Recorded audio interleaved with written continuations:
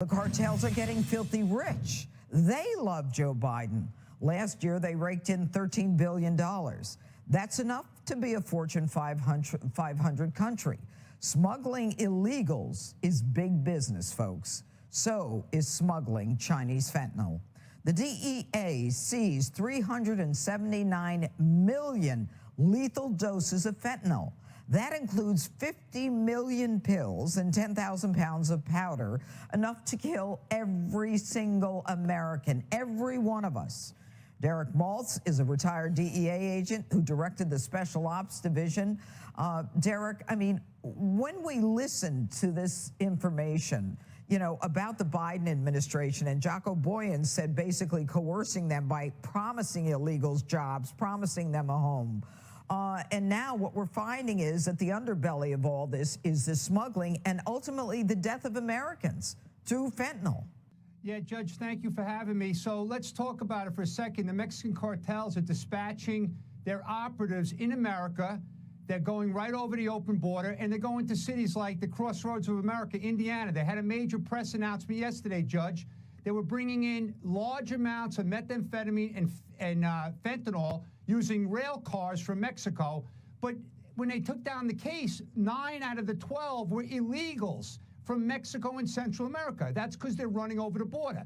Then if you look at Atlanta, for example, DEA has been hitting all these meth conversion labs all over the place. Most recently, they hit a lab that was active that was making the rainbow-colored meth.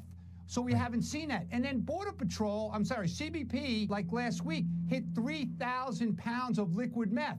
That's because they're bringing the meth into American cities, in our backyards. They send the chemists, they send the operatives right over the border, and they push the poison all over America. It's unbelievable, Judge, and it's getting worse. Well, you know, the fact that Joe Biden and Kamala Harris are not looking at what's going on at the border, and the fact that this fentanyl is coming in from China and the precursor anyway, and then the Mexican cartels are bringing them throughout the United States. The crazy part of it is Karine Jean-Pierre, the White House press secretary, actually said when asked, what are you doing about fentanyl? She said, we're doubling the penalties.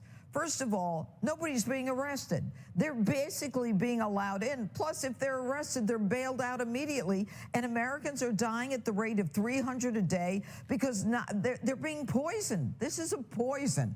What can the states do if the president and his gang are not interested in stopping this? Well, Judge, let me go back to a very important point. So the DEA and law enforcement around America are arresting a lot of these operatives. They're taking down networks in cities all over the country. Okay. They're seizing record amounts of pills. But here's the problem.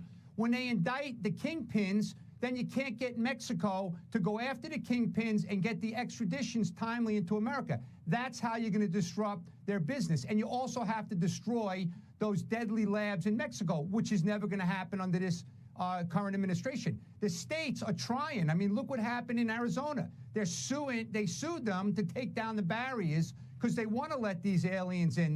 The invasion of 150 countries into our country. And look at what Governor Abbott is doing with his police and his agencies. DHS is out there every day with the National Guard trying to keep not just Texas safe, but all of America safe.